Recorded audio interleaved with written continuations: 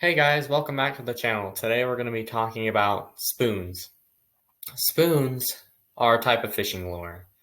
They are generally metal, and spoons are often shaped similar to a spoon. For instance, this spoon here kind of looks like a spoon that you could almost scoop food with, but spoons are a special type of trolling lure or sometimes even a cast and retrieve lure that you can use to entice fish by the action they make. And the action a spoon makes is determined by the shape that it is. For instance, Castmaster, which is technically a member of the spoon family, has a very slim design. And so on a current, on a creek, or even cast and retrieve, its action would be back and forth most likely, and it would probably just do that. Maybe if you flicked it or twitched it, it might have a different action, but overall, its sleek design doesn't pick up as much current as something that would put off a way more dramatic action, like this spoon here, which would probably be making wakes and would probably be making bubbles in the water, and would probably really grab a fish's attention, especially these bright colors on this one. I don't think you guys can see as well how bright these are, but this is a very, it's fluorescent orange here. And in the water, you could entice something as far as brown trout all the way up to a northern pike. These spoons are versatile. Spoons have been fished for a long time, and they are still common today. You can find spoons of all different shapes and sizes. This one by Lure Jensen, called the Crocodile. This little spoon here. All these spoons, or just not the ones that I have, but spoons in general, have been fished for probably over a century.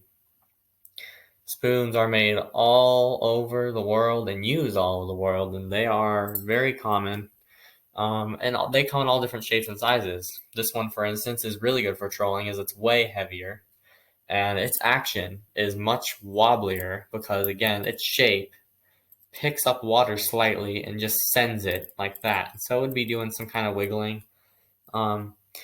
Anyway, besides the fact that Castmasters by Acme, although their sleek design makes it so they don't move as much, sometimes that's all fish need, is just action. Or if you want to put some different action on it to make it look like an injured bait fish, it's worth it. It works. It works. You can put many kinds of action on spoons.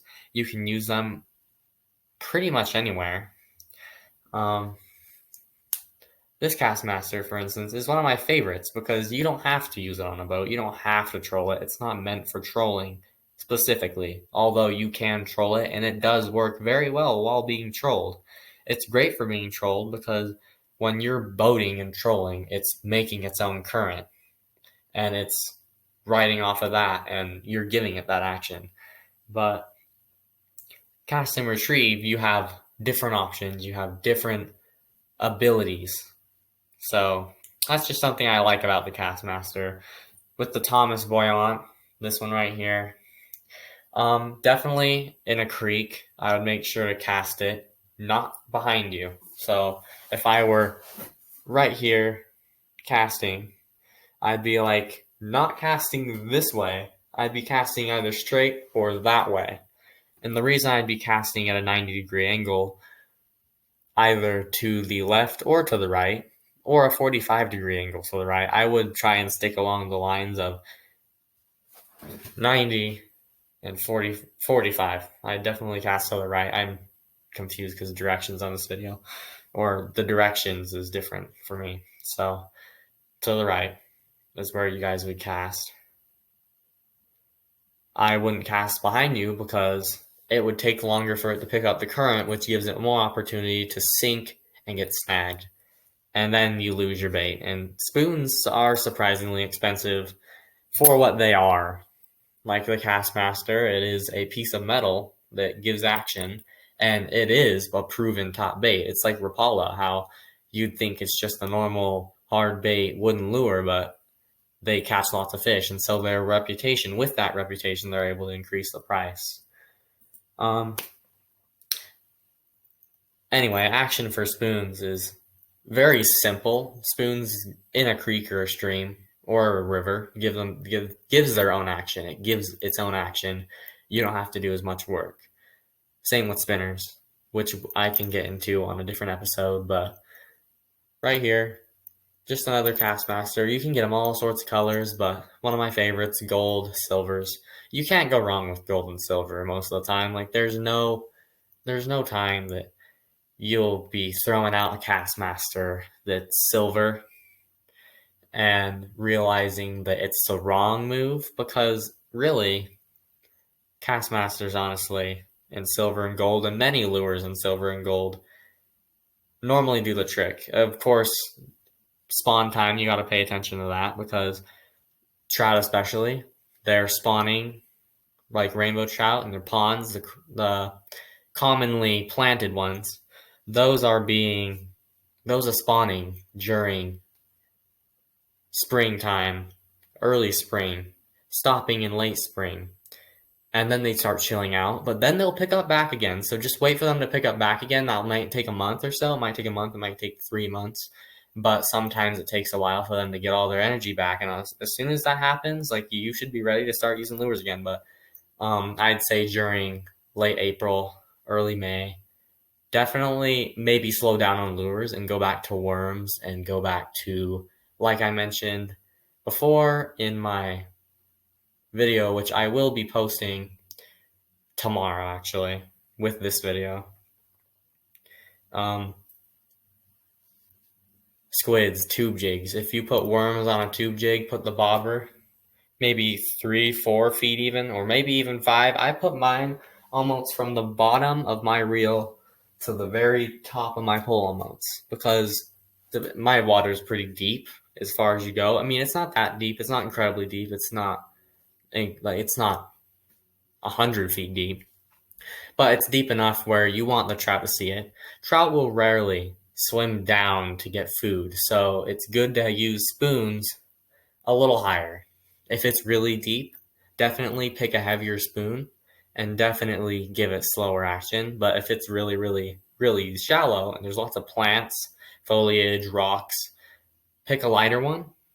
Pick a silver and a metallic. I love metallic spoons because they work so well. They have a really good reputation. They're rarely unproductive, and that's mainly because it's just Castmasters mainly. I can't say that all spoons are productive, but I can definitely go for Castmasters any day. I don't know exactly how small you might want to go. I'd say the safest size is definitely, I think, the 1/8 is what this is, 1/8 ounce. This is a safe size to go. This is my actual cast and retrieve or lure.